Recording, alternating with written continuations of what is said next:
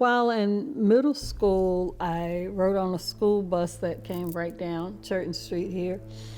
I was taunted every single day I was on that bus.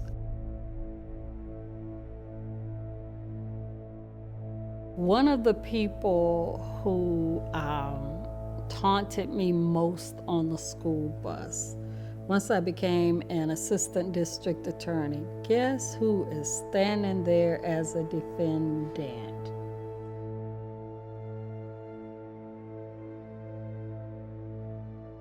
I'm like, oh boy, what am I gonna do? Your job, Beverly. So I did my job, and of course he had gotten drunk and he had called clearly white people the N-word.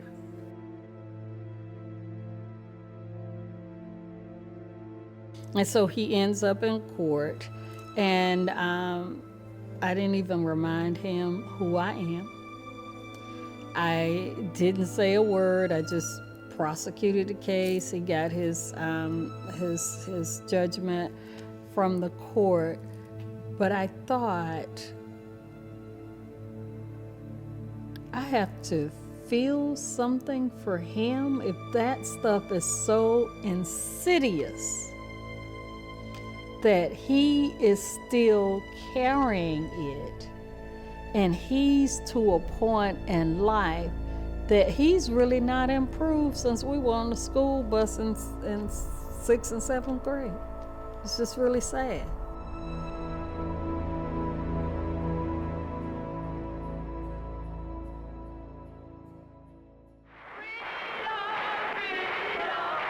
It's been more than 60 years since the Civil Rights Act of 1964, the Voting Rights Act of 1965, over 60 years since Reverend Dr. Martin Luther King, Rosa Parks, and Malcolm X marched for equality, over 60 years since separate schools, separate water fountains, and sundown towns. Yet their stories, their impact remain. This is a story of the kids who came of age during that time. That time was separate but equal, whose childhoods were shaped by segregation and whose adulthoods were formed by desegregation. As time marches forward, these stories, told by those who lived it, were shaped by it, and experienced it, have been slowly lost to the past.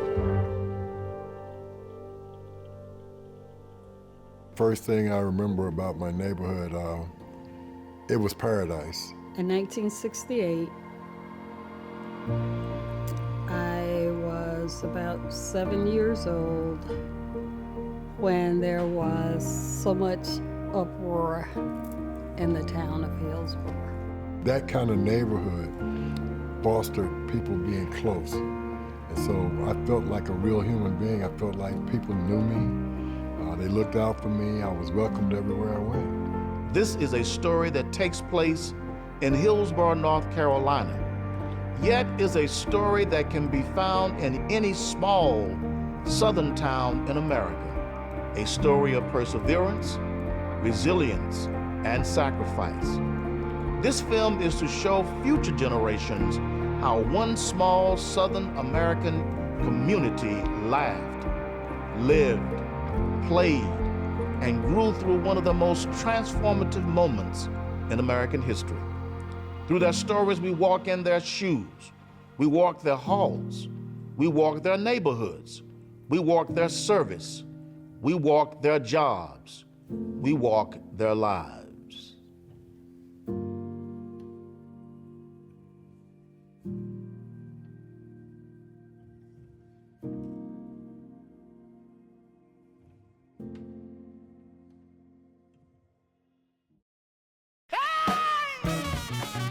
Throughout history, people of color have created and maintained their own communities in the face of systemic oppression.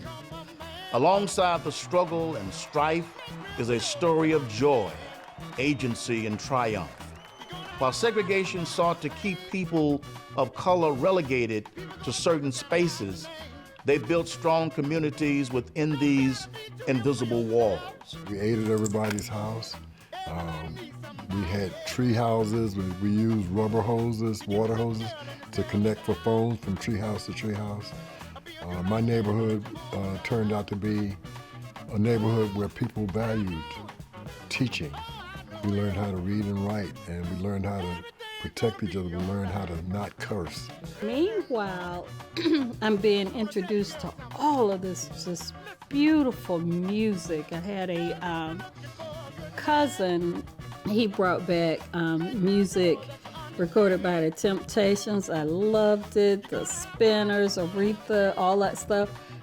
The Hillsborough Black community had thriving neighborhoods with Black-owned businesses, a semi-pro Negro League baseball team called the Hillsborough All-Stars, and a vibrant music scene.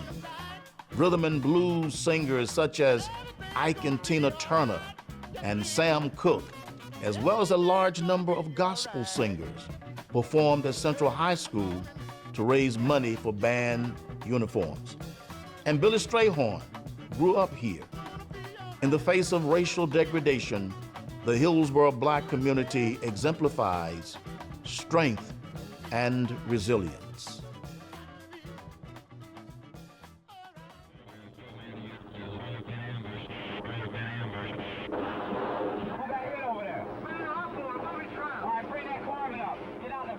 People of color have fought in every war since the American Revolution, serving in segregated units until the Korean War in 1950. Black men valiantly fought in the Civil War, representing the Union. People of color have primarily been relegated to service roles and all other engagements. While they were sent to fight for freedoms home and abroad, they still face segregated lives at home. A lot of people are unaware there were many Klan marches right up and down Churton Street. But I would hear my parents, and it was usually my dad that would come. Of course, he had been in the military in World War II. And they could identify who was under the sheet by their shoes, because everybody's poor. And so when you're working with people, you know, you see what shoes they're wearing. The Double V campaign, launched during World War II and championed by the NAACP, promoted victory at home and abroad for people of color. Although the American military was officially integrated in 1948, men of color still faced discrimination amongst their fellow service members.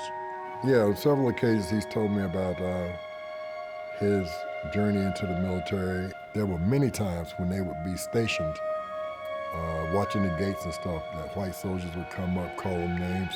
He even turned to open a gate for somebody, and one of the white guys kicked him in the butt. And they had a big fight over that. The Korean War was the first war in which men of all races fought side by side in combat units representing the American military. Pigeonholed in the midst of the civil rights movement, men of color served and were wounded in the Vietnam War at disproportionately higher rates than their white service members. The paradox for black soldiers was that while they were engaged in a fight for their civil rights at home in America, they were sent overseas to fight for a country that denied those rights. This hypocrisy complicated the military service for generations of black veterans. You know, we had brilliant teachers who taught without books. I traveled around the world with my third grade teacher because everything she wanted to teach, if she wanted to show it to us, she took her money and bought the supplies. We built it. We built the animals from every continent in the world, and then she educated us on it. Nobody explained to you what was going to happen. All of a sudden, you go from an educational environment where you know all of your teachers, you know all of the students in your classroom, many of whom would be kin to you within varying degrees of kinship, to suddenly you're in a classroom now where you may be one of 5 or 6 people who look like you. It took over 100 years between the emancipation of the enslaved and the Civil Rights Act of 1964. While civil rights won small victories during this time, it took several pieces of legislation to fully start enforcing equality throughout the United States. Brown versus Board of Education officially ended segregation in schools in 1954. However, desegregation was slow to come. Central High School in Hillsborough, North Carolina, was finally fully desegregated in 1968 through extraordinary measures and the tenacity of the local community, many of whom were teenagers.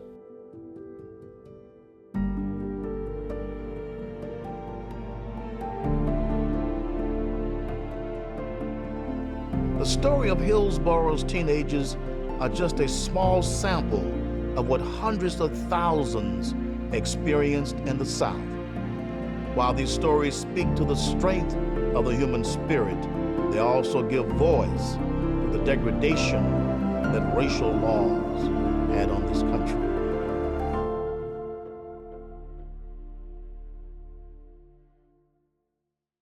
Their parents were 2 generations away from slavery.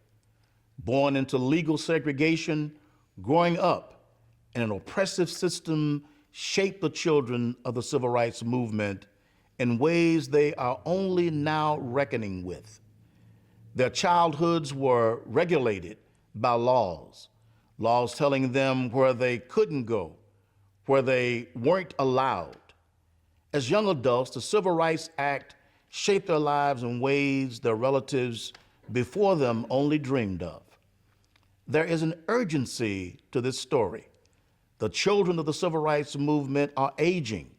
Their grandparents are long gone. The history of our community, of our people, is being erased by time. Our ask is simple. With your help, we can tell this story in the oral storytelling tradition of the Black and Indigenous community by those who lived it.